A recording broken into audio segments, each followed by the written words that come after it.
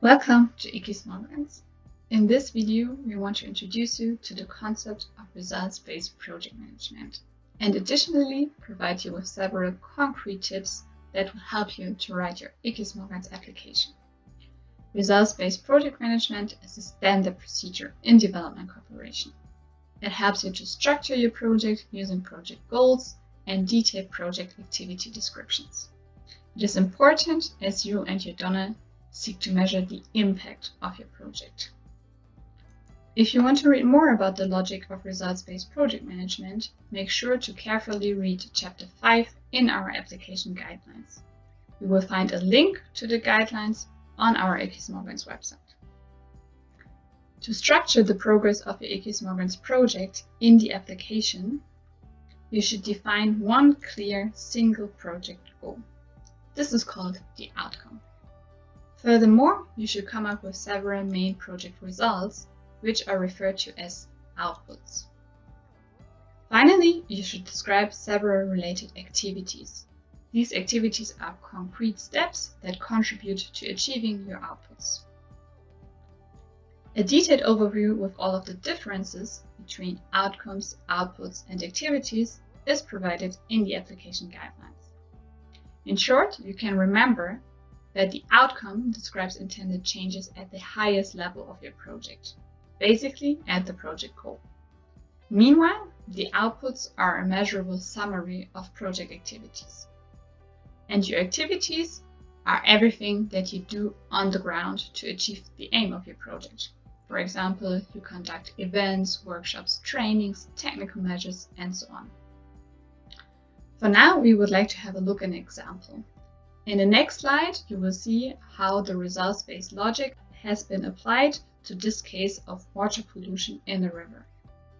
The initial situation of this example is that pollution is threatening the health of residents and the balance of the river ecosystem.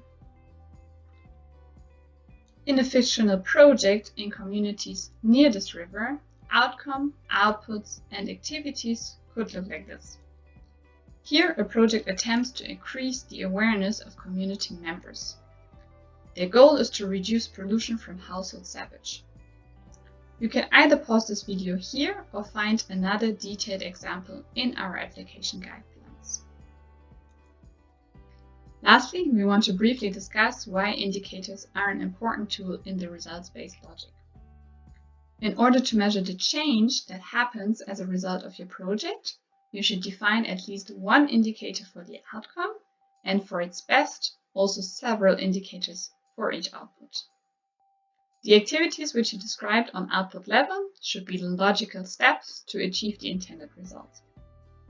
In this context, you need to ask yourself, what specific improvements do you expect at the end of your project? What kind of change in the circumstances or in the behavior of your target group would you like to see? This improvement should be described in detail, and the development should be understandable for external observers.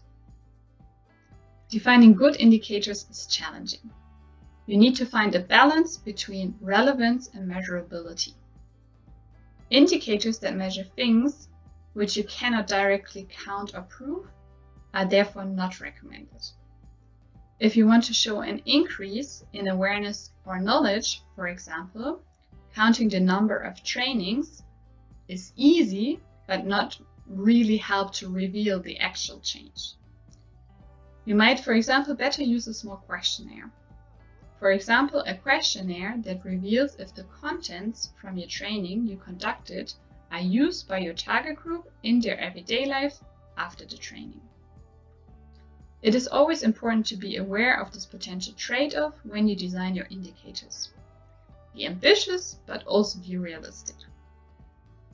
Coming back to our earlier example, the best indicators for the outputs and activities are those that measure the number of people that have been reached by the awareness campaigns and workshops, or the knowledge increase of participants measured by your questionnaire.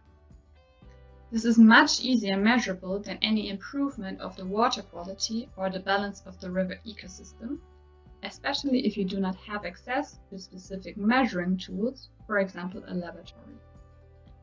Furthermore, there's a high chance that your project is unable to increase a river ecosystem in total. Most probably, several projects would be needed to achieve such an indicator.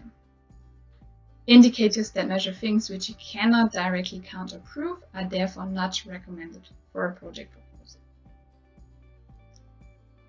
When creating an indicator, you should consider the following 4 points. First, make sure that the indicators you create are realistic and feasible to measure. Second, ensure that you create indicators that are achievable within the project duration. Outputs, activities, and their respective indicators cannot exceed the project duration. Third, remember that the outcome and every single output needs to be matched with at least one indicator. Your project proposal will not be valid if you only choose one indicator for all activities or outputs.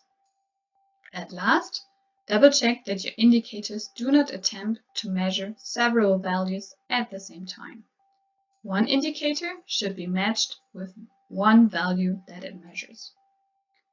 For more information about indicators and how to create them, please check the application guidelines. There's also a webinar on creating indicators, and you can find all of the links on our IKI website. For now, thanks for watching and good luck with your application.